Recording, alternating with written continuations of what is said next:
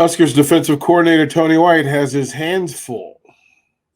You are Locked On Huskers, your daily podcast on the Nebraska Cornhuskers, part of the Locked On Podcast Network, your team every day.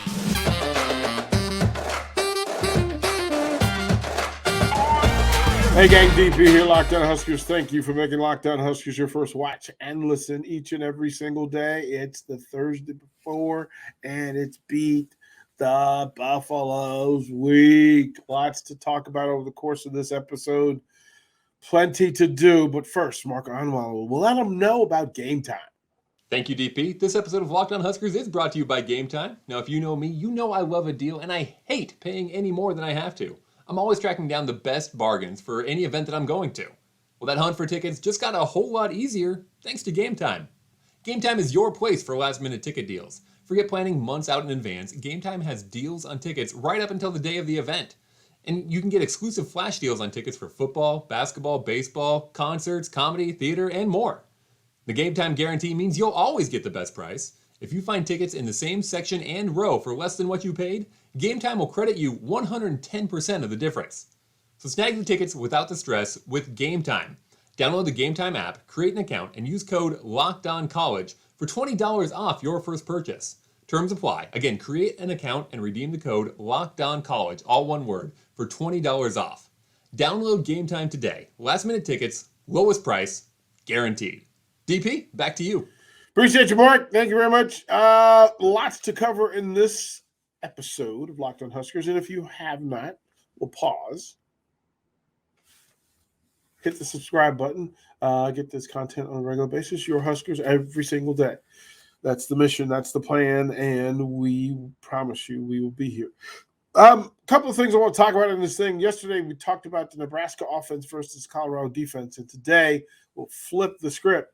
And I want to talk about Nebraska's defense and what's going to be required or asked of them to defend this Buffalo's offense. And there's a lot of weapons on this Colorado roster. As a matter of fact, there's so many weapons that we don't know them all. But a lot of the conversation in this vacuum has been that, well, you know, what can be expected? I mean, this is a Big Ten defense. This is a Big Ten Nebraska defense. This is a Tony White defense. Nothing comes easy. Nothing should come easy. TCU, a team that a year ago, in its last regular season game, was playing in some pretty deep water and accomplishing some great things. Now, of course, their rosters changed and their quarterback changed. So, but they put up points against Colorado. Nebraska's defense has an issue in that Colorado has identified who they are, and the first word that comes to mind about Colorado's offense, to me, is it's really smart. This is a high IQ offense.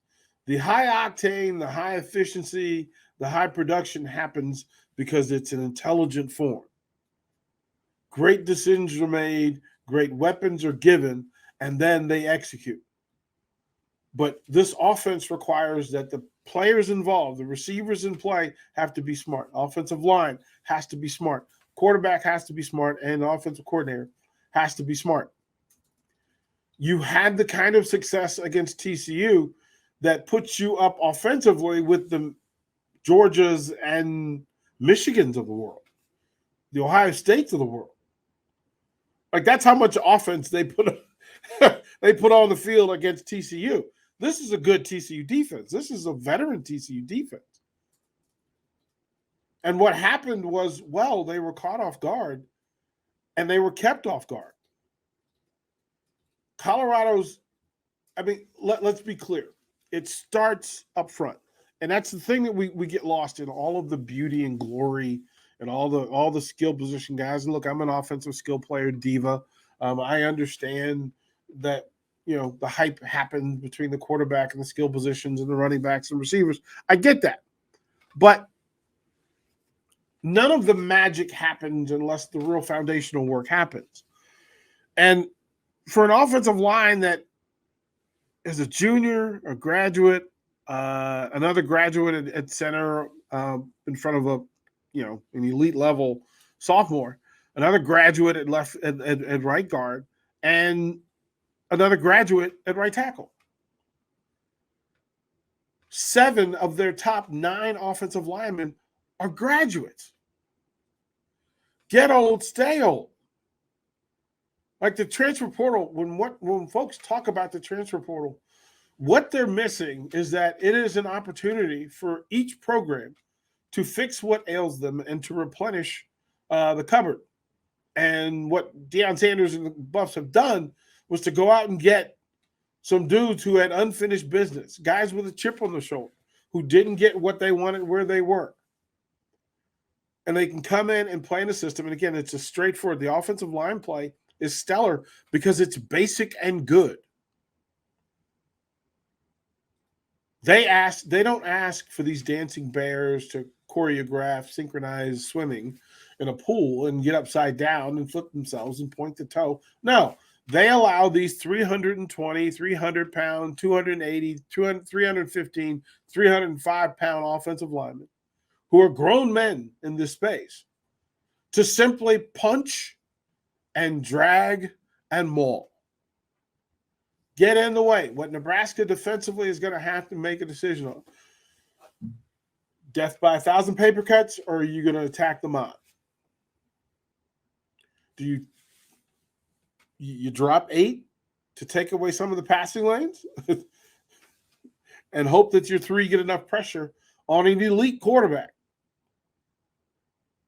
And listen, if you let Shadeur Sanders sit back there for any period of time, he's going to find somebody.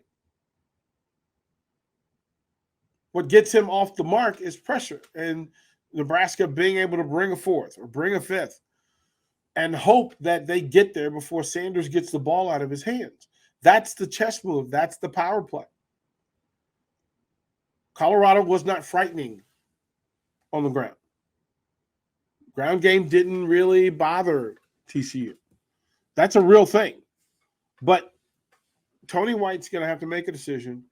Are we going to take away the short passing game and keep the over-the-top play? Or are they going to force Colorado to simply say, listen, we're going to ground game you to death? The numbers will tell you that if I'm Tony White, I'm probably leaning towards the previous. Sivion Wilkinson had 13 carries, 45 yards. Dylan Edwards, who was explosive, but 6 for 24. And then Anthony Hankerson, 9 for 21. But here's the breaking news. None of those were the best running back on the team. Alton McCaskill, 200-pound sophomore, is the best running back on the team. Edwards is the most explosive. McCaskill is the guy who's consistent. Now, don't know what his injury situation is. But they've got 6 runners that can go behind Sanders and get it done on the ground. They just didn't commit to it, and then they decided, you know what, we'll use them out of the backfield. Which leads to this question. If you're Tony White, what are you taking away? And he has been clear in his preseason conversations that he likes to take away something from the opposing team. He needs to take something away. What is it that he will take away? And don't miss this. Some of what he can take away is the most important thing for a quarterback who likes to throw the ball 45 times a day. One of the things Tony White can figure out how to do is take away time. Time in the pocket, time on the field, time to think. How does he do that? We'll talk about that when we come back to Locked On Huskers. Hey, gang, welcome back to this episode of Locked On Huskers. I'm DP. Right there. If you want to reach out, please feel free to do so. For you everydayers, thank you for what you do. For you folks that subscribe today, thank you very much. Greatly appreciate it. Mark Onweiler, if you would, kind sir, let them know about LinkedIn. Thank you, DP. This episode of Locked On Huskers is brought to you by LinkedIn. Now, these days, every new potential hire can feel like a high-stakes wager for your small business. You want to be 100% certain that you have access to the best qualified candidates available. That's why you have to check out LinkedIn Jobs. LinkedIn Jobs helps find the right people for your team faster and for free. It's super easy to do. If you are watching this on a computer or on your phone, your computer skills are good enough to create a LinkedIn jobs posting. You add your job and then the purple hashtag hiring frame to your LinkedIn profile to spread the word that you are hiring. Simple tools like screening questions make it easy to focus on candidates with just the right skills and experience so you can quickly prioritize who you'd like to interview and hire. And as you know, making that right hire makes all the difference. It's why small businesses rate LinkedIn Jobs #1 in delivering quality hires versus leading competitors. Now, LinkedIn Jobs helps you find the qualified candidates you want to talk to faster. Post your job for free at linkedin.com/lockedoncollege. That's linkedin.com/lockedoncollege to post your job for free. Terms and conditions apply. DP, back to you.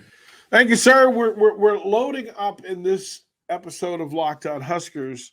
What can Nebraska do to slow down this Colorado offense? And again, we've seen this version of it one time, and we've seen the defense one time. If you asked me, would I be comfortable with one-on-one coverage between Nebraska's defensive backs and Colorado's receivers? I would say yes. With a caveat. Does that include the linebackers? If we're putting Hunter and Edwards and Horn in short space in slot windows versus linebackers, it's a different conversation. Against teams like Nebraska, what coordinators want to do is to turn their pass defenders into tacklers and turn their tacklers into pass defenders. So I'm going to throw at the linebackers and force the cornerbacks to cover and close and finish plays. I'm going to take the safety that's my run-through hitman safety. I'm going to turn him into a cover guy on a third receiver who's going to make this dude dance in space. But Tony White has an option because in the 3-3-5, that 5 in the back allows you to play different priorities, whether it's cover 2, you can go single high, you can go, trips, you can go quarters, and then change the under coverage. But that's going to require a lot of communication, a lot of in-game adjustments, and oh, by the way, have to do all of this communicating within a sellout crowd in Boulder, Colorado. And it's going to be a sellout crowd. Mind you, cheapest ticket, $360. There are no cheap seats in the stadium that day. Nope. So it'll be loud. And here's what I love about Tony White. I think that he's going to take the challenge and he's going to dial it up a bit. When he brings pressure will be far more important than if he does. When he brings pressure. Down and distance matters. Can Nebraska stay ahead of the chains defensively? Can they keep Colorado behind the chains? Second and long, third and long is required. Being dominant on first down. Getting playmakers to the ground on down number 1. Closed passing lane, being able to be big up front, right in front of Shadeur Sanders. But that leads me to the thing that concerns me. You won't have Ty Robinson for the first half. That's a big dang deal. Full pressure, great run game, gatekeeper, all of that in place. And Nash Hutmacher stepped up and did the thing. But for every series that Ty Robinson misses, somebody else from beyond in the depth chart has to be on the field. And that's where big plays happen. Tony White, dialing up pressure, will tell us everything we want to know about what his game plan is against the Buffaloes. What is he trying to do? And I say this. Getting pressure from up the middle is extremely important against Sanders. Backdoor pressure is good if it gets there, but it only affects the quarterback when it gets there. Pressure up the middle affects throwing lanes. It affects windows to throw through. And it doesn't matter, quite frankly.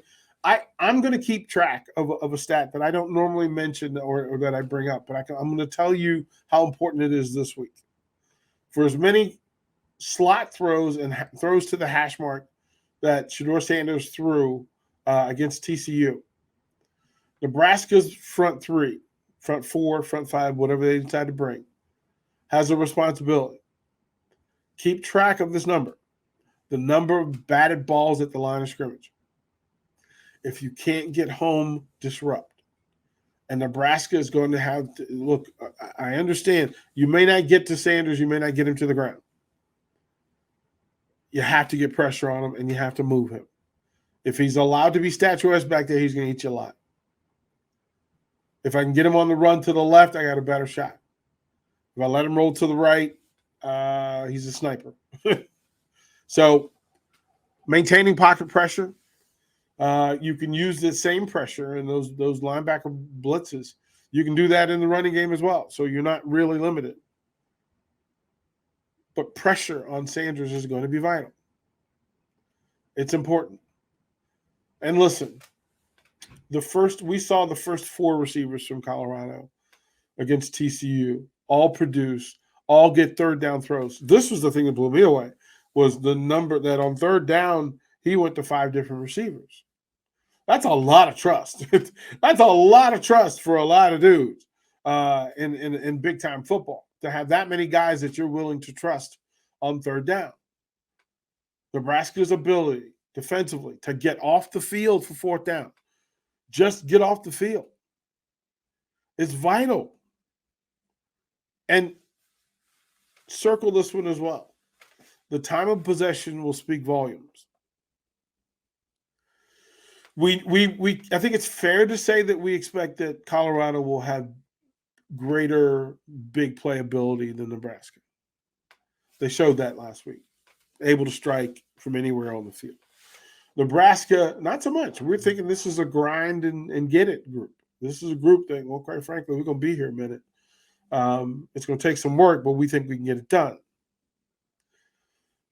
The amount of time that Shadeur Sanders and that offense spends on the side of the field, the better it is going to be for Nebraska's defense. That's just a simple thing. Nebraska's defense, Tony White does not want those guys out there for 37 minutes. He don't want them out there for 35. Probably doesn't want them out there for 30. But that's the starting point.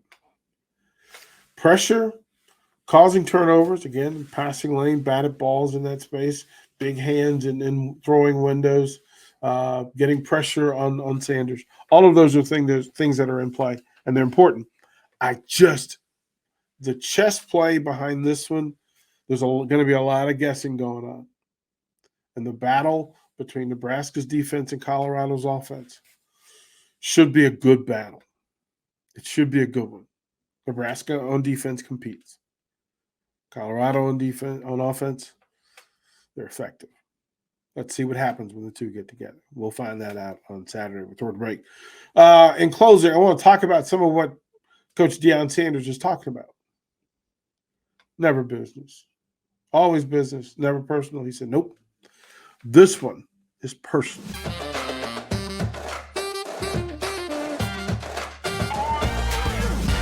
Hey, gang, welcome back to Locked On Huskers. And I wanted to close this episode. Again, thank you for hanging out.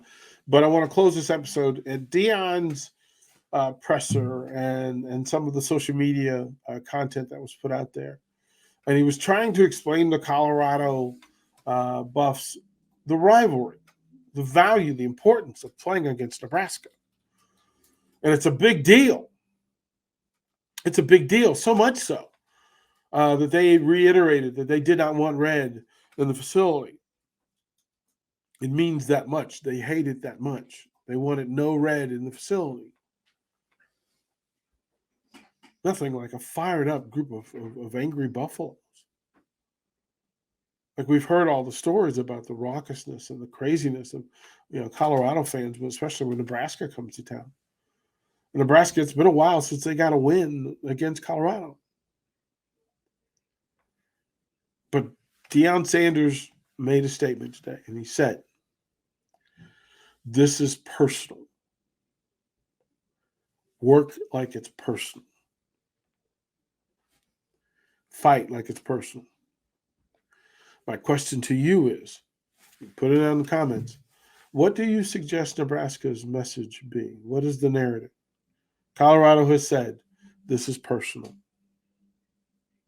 What is it for Nebraska this week? What's it going to take to get them over the hump? What's it going to take to get them to finish? What's it going to take for them to finally be the version of itself that we've been asking for? Deion says it's personal. Husker fans, how does that make you feel? Well, for me, it makes me want to strap the pads on and go throw some bows. But you know what? My eligibility is shot. So lucky for Colorado. It's not that funny, Mark. Isn't that funny? Yes, it was. Yes, it was. Listen, this is a game that matters, and it has all of the hype and all of the exposure, all of the storylines, all of the stars. And in this is an opportunity. And it's one of my favorite things to say. Nebraska has an opportunity.